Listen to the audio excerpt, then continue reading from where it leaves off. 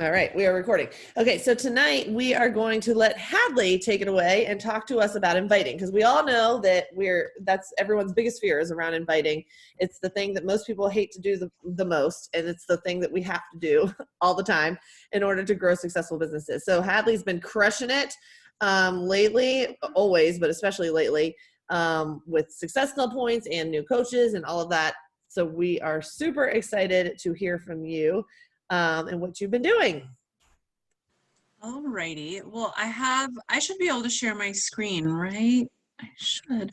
I have a presentation, but it's really simple. I mean, it's not anything. I thought it would just help to give people something to look at. Let me see if this will, oh, no, it won't let me. Request sharing option or something?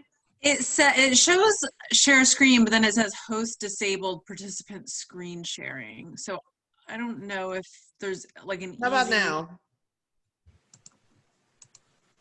Oh, yeah, okay. Perfect.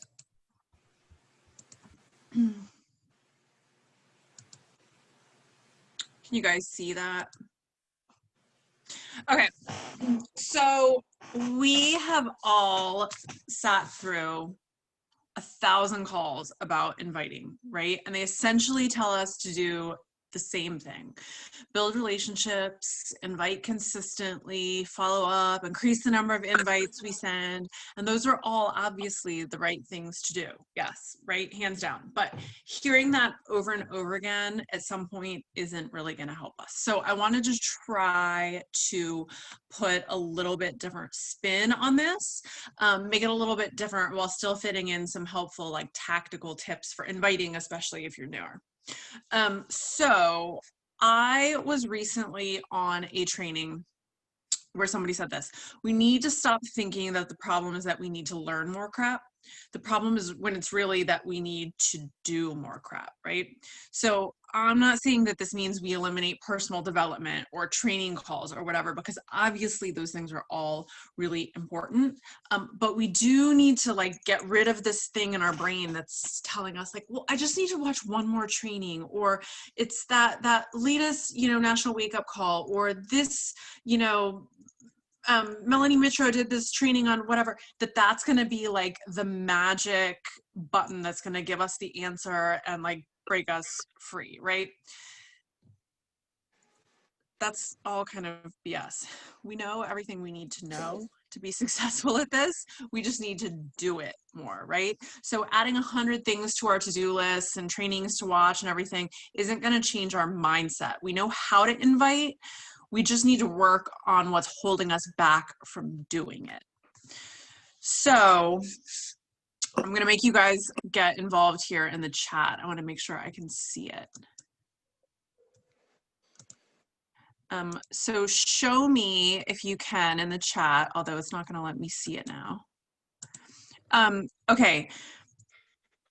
How many of you, like, yes or no, are absolutely inviting as many people as you should, as often as you should? Like, if I asked you to give yourself a grade on inviting, you would be like, oh, hands down, A+, right?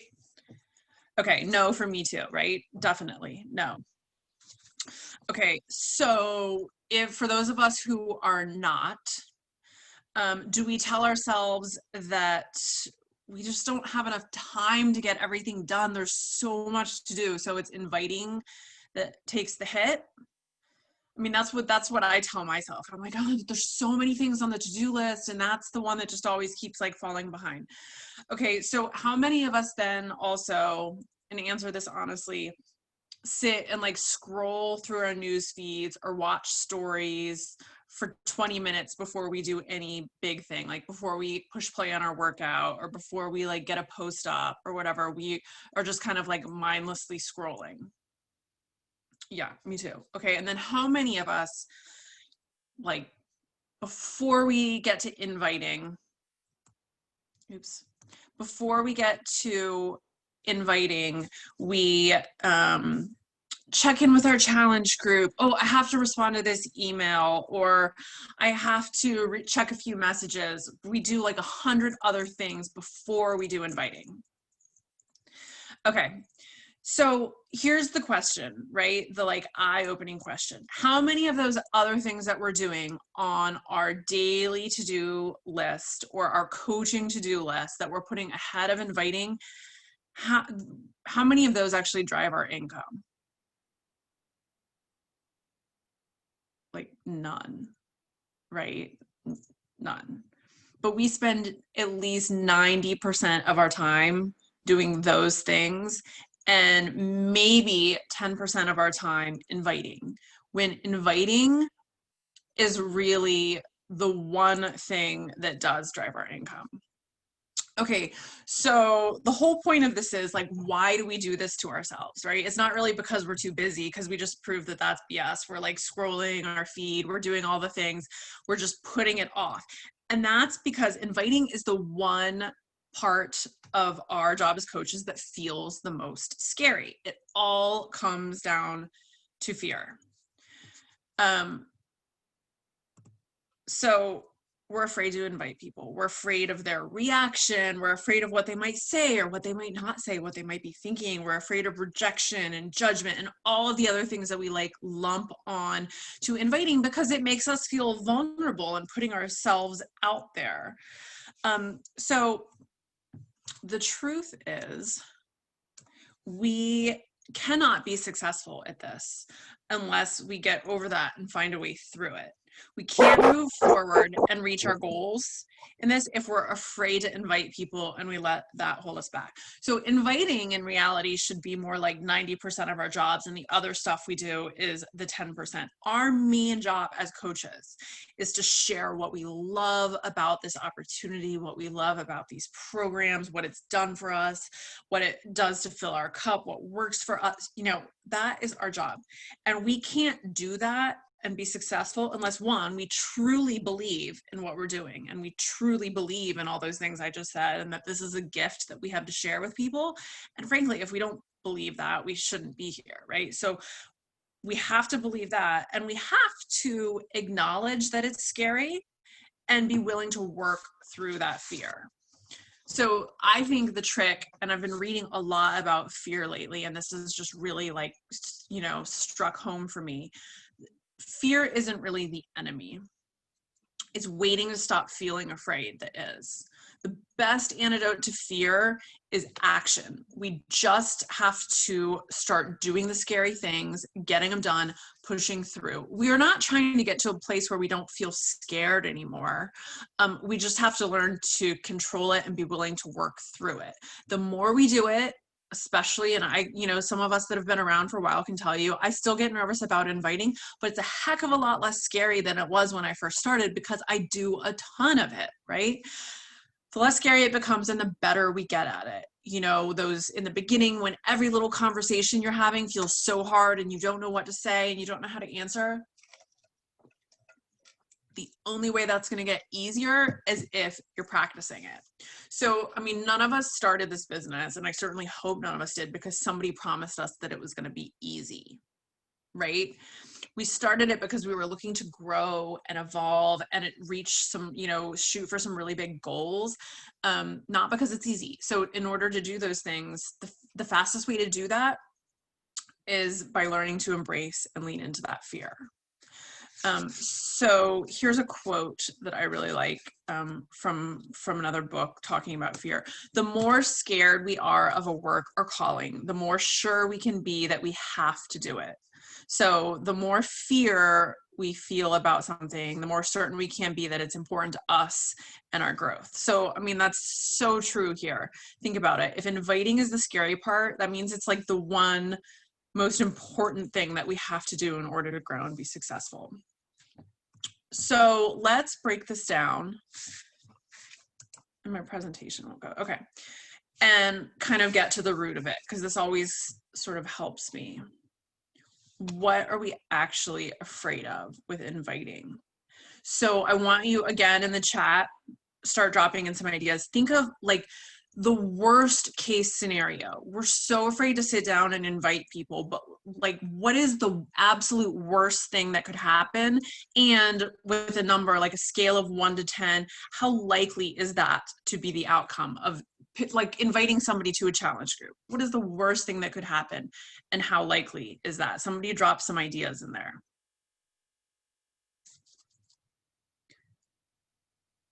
They say no. People think I'm in this for the money. I'm afraid I'll invite someone one of our coaches has already invited. I did that today, and I realized it was somebody's customer, and they were following, and I was like, oh my gosh, I'm such an idiot. I'm so sorry. I recognize it, whatever. Yeah, but no, that's a valid fear. What about somebody ignores you? They say no. What if they talk about you behind your back? What if they're just thinking about you behind your back? What if they block you or they unfriend you, right? I've worried about that. What if I'm like the worst thing I can think of? What if they like screenshot your message because they think that your invite to something amazing is so horrible that they like screenshot it and they share it on their social media and they like heckle you over it, or they track you down and tell everybody that everyone that you're a horrible person. I mean, none of that's going to happen, right? The worst, you're sharing something that you love and you're passionate about and you're sharing it from your heart. That's not going to happen. None of that is likely. But what's the best that could happen, right? They are really flattered. Even if they say, no, not right now, those are the people that are going to come around down the road. Maybe they say they need to think about it, or they say yes, and it totally changes their lives, right? So when you think about that balance, like those worst case scenarios, most of those, like I had to really rack my brain to think of some other than just somebody ignores you or says no thanks. I really had to be creative to like come up with something really horrible. So I've been doing this for 4.5 years, and I'll tell you the worst thing that's happened to me from inviting a lot of people in 4.5 years. I've had a lot of people ignore me. I've had a lot of people say no thanks. I've had a lot of people even say, oh, I hate MLMs, or I hate Beachbody. I did it before, whatever. Like just rolls off my back. No big deal.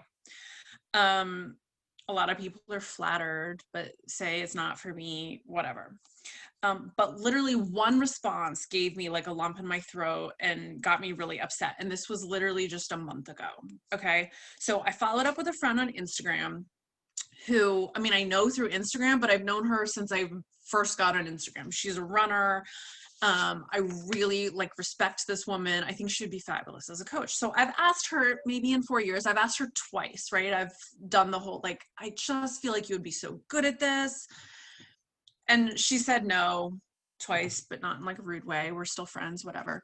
And so I reached back out to her and I was like, I just keep thinking about you because this year has changed so much for so many people. And I just always have this feeling that you would be so good and you would be so fun to work with. Would you ever think about it? I'm doing this information session.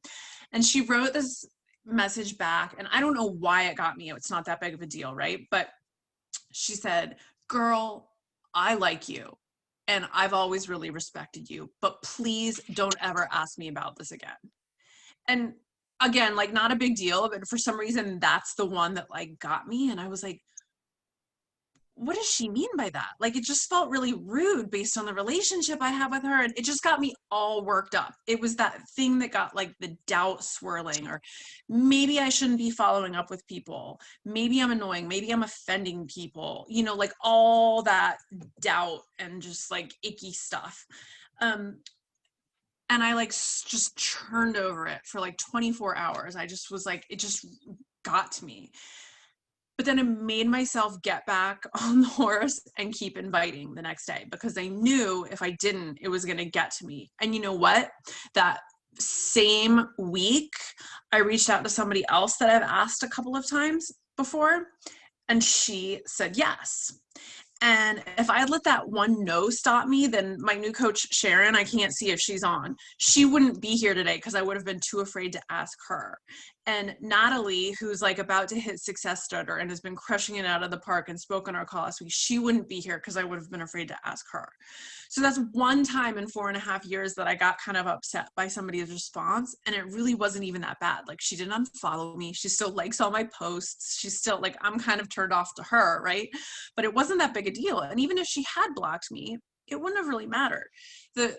the thing that we forget is that no one is really thinking about us as much as we're thinking about us. Nobody is giving that much thought to our messages. They don't get a message from us inviting and like agonize over it for 48 hours. I guarantee you she was not agonizing over the message that she sent to me. Once they ignore it or say no or whatever, they've moved on. They're really not thinking about it. So we've got to stop stressing over what people think about our invites, because the truth is they really just don't care. I've gotten 10 cold invites. I counted this in the last like week from that new Savvy company, the new like athletic wear that I think is going to be like Zaya kind of thing. Cold invites. These people have never like started a conversation with me. They've never, I mean, they clearly didn't even look at my, look at my page. And they annoyed me because that's not how I think we should be doing it, right? But once I deleted the messages and moved on, I didn't give it another thought. I literally couldn't tell you any of their names. So it was probably a really big deal for them to invite me, even if they didn't like go about it the right way. It probably felt like a really big deal to them, and they were probably really scared to do it. And I always respond to people because I know what it's like. But if it's obviously, like a cut and paste kind of deal and they took no time to even look at my page, then I just delete it. And I'm not thinking about it as much as they are, I'm sure. So don't give up on your dreams for this business because you're worried about what like Megan from the class of 2000 might think when she sees your post about something, or what like at oil loving mama NYC is going to think when you invite her to your challenge group. Like, you don't really know these people. So, I mean, at least on Instagram, some of the Facebook people you probably do, but you don't even know them. Why are we so worried about what they're going to think? What's she going to unfriend me if she doesn't like my invite? That's not a reason for me to give up on my dreams and to stop sharing what I love. So here's what I think it boils down to.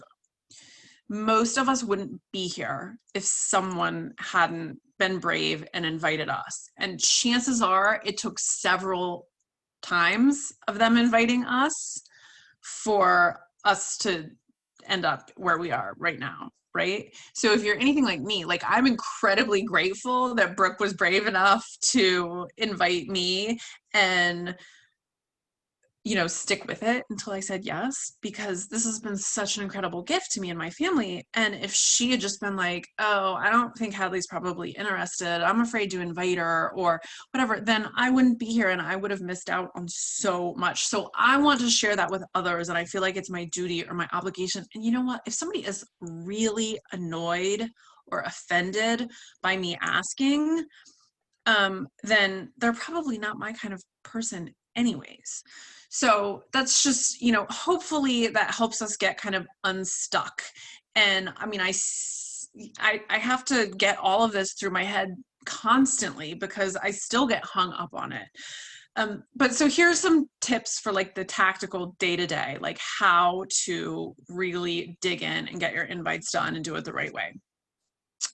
Hype yourself up, because it is scary. We just spent all this time talking about how scary it is, right?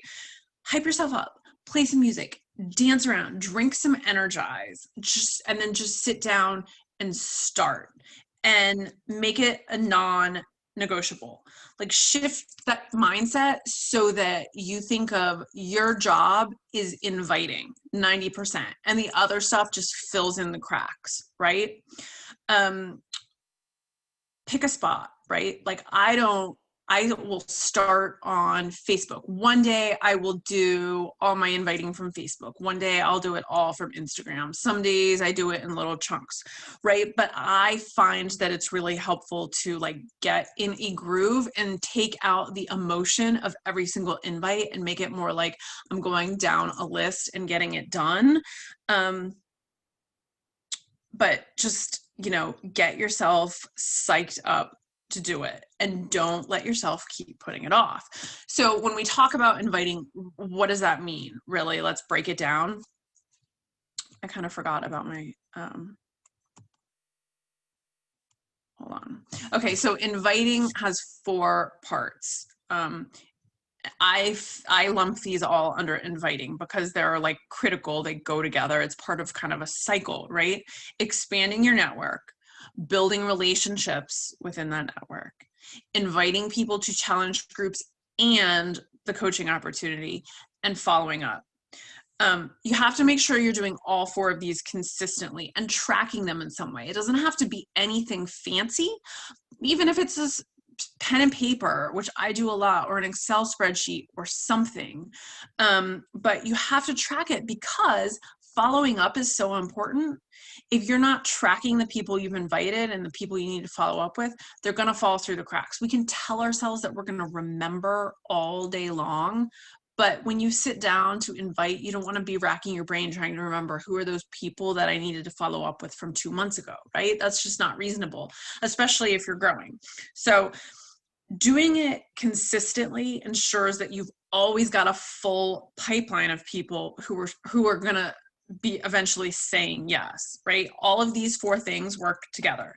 If you're not expanding your network, you're going to run out of people to invite. And if you're not inviting, you're not going to have anyone to follow up with. So you have to be doing all 4 of them for any of it to work. So when new coaches say, like, I invited 10 people, no one said yes, oh my gosh, this isn't going to work for me. Well, you just have to invite more people to get 3 yeses in your first month. But the more people you invite consistently, then the next month you'll have people to follow up with. And then the next month you'll have even more people to follow up with. But I'm a firm believer in consistency, inviting, even if you only invite 3 people every single day, and that should be pretty easy. That's better than sitting down and inviting 10 people once a week.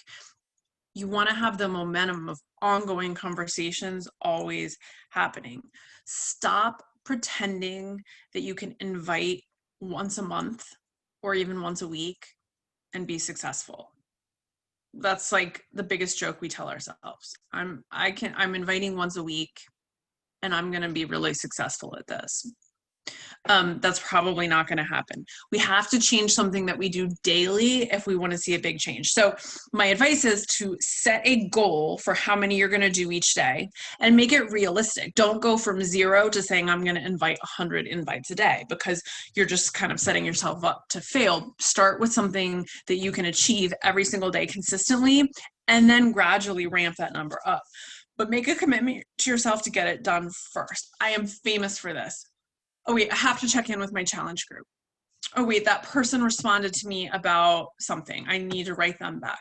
Oh wait, I have an email. I have to go through my to-do list. So bad at it. It takes so much less time to get all of it done if you sit down and get that one annoying thing done first, and then everything else falls into place. Read Eat That Frog if you haven't, because that's a great one. Another tip is to be really clear about what you're inviting people to when you're inviting someone. Are you inviting them to a challenge group, or are you inviting them to the coaching opportunity? You have to be doing both. If you are only inviting to challenge groups, then you're just building like a sales business, right? You have to be inviting to both, and you can't spend, again, 80% of your time inviting to challenge groups, 20% inviting to the coaching opportunity, and then wondering why you're not bringing on business builders, right? You need to be doing both.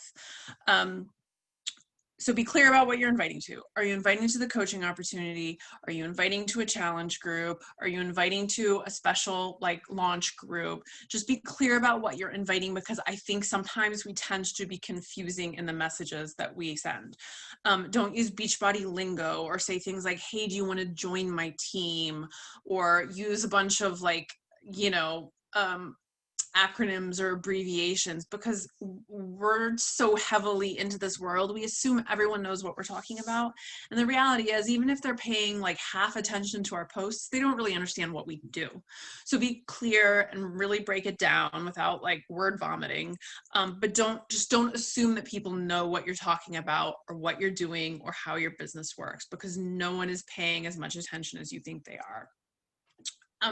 And make sure if you're inviting to a challenge group, be inviting to a group, not to products, right? We're not inviting people to sell them Shakeology or sell them a challenge pack. We're inviting them to a whole experience. And so,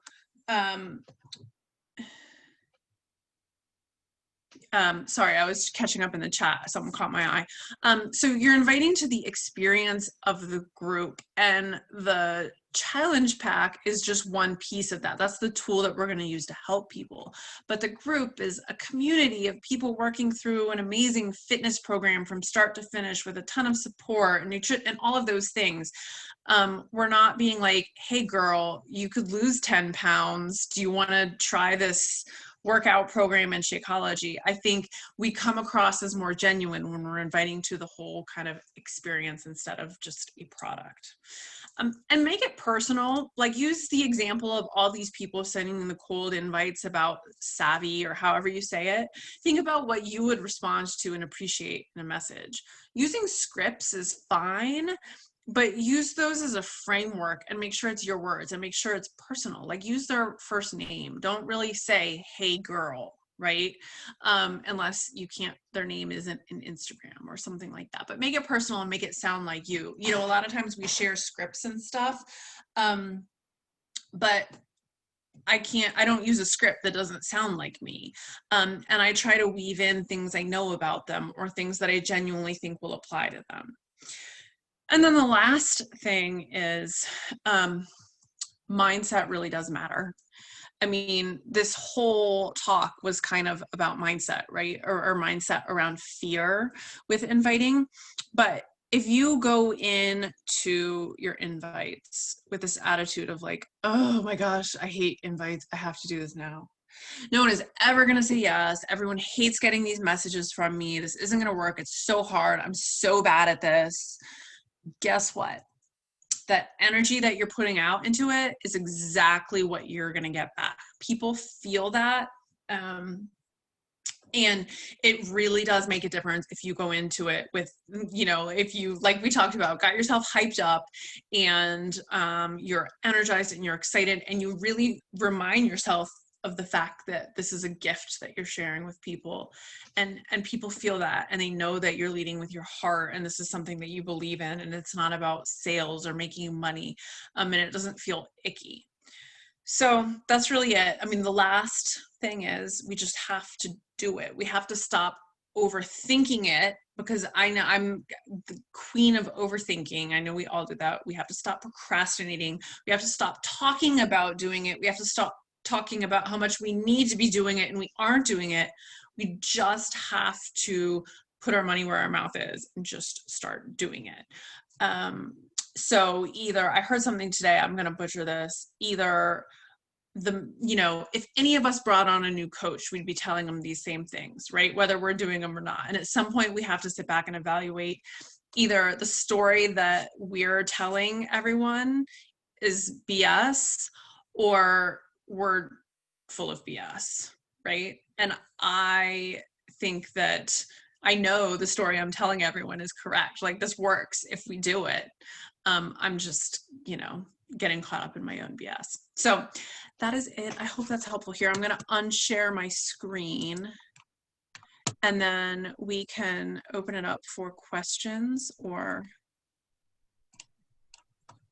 Yeah, questions would be great. I think that was awesome. I love how you broke it down into, you do Facebook one day, Instagram one day, and you just sit there and do it. And that totally does take the emotion out of it, because you kind of just go through, because that's our job, to invite people. Yeah. Yeah.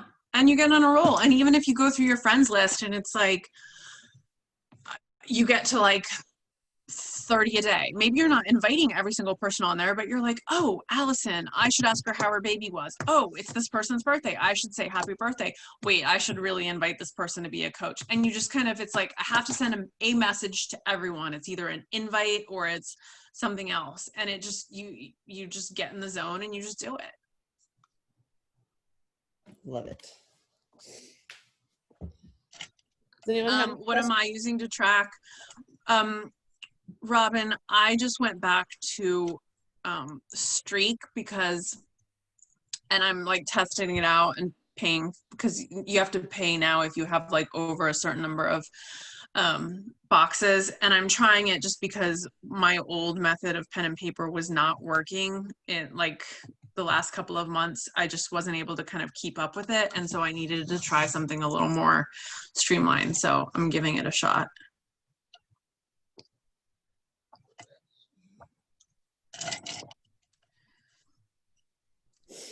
That's it. Let's take a picture. People want to come on their cameras that have them off.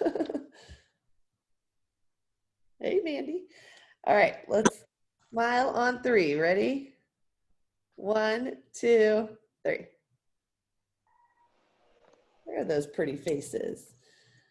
That worked. Perfect. Yeah, that's awesome. So if anybody has other things they use for tracking, that would be a great thing to share too, I think, because everyone's always looking for the next best thing. I'm back to my spreadsheets. I am all about pen and paper. Yeah, I went to a Google spreadsheet and I'm numbering everybody by like whether they're like coach dream team or how I've talked to them, and then I can sort by number and just do all my like dream team follow-ups. Yeah. Oh, that's a really good idea. I took my Streak things that I had and just made different tabs for each of those. All right, ladies, have an awesome week. Let's hit Success Club and crush it and get ready for Breakaway coming out, the sample of next week. Bye, Thanks, Hadley. Thank you, Hadley. That was awesome. That was awesome. Hadley. Bye. Bye, guys.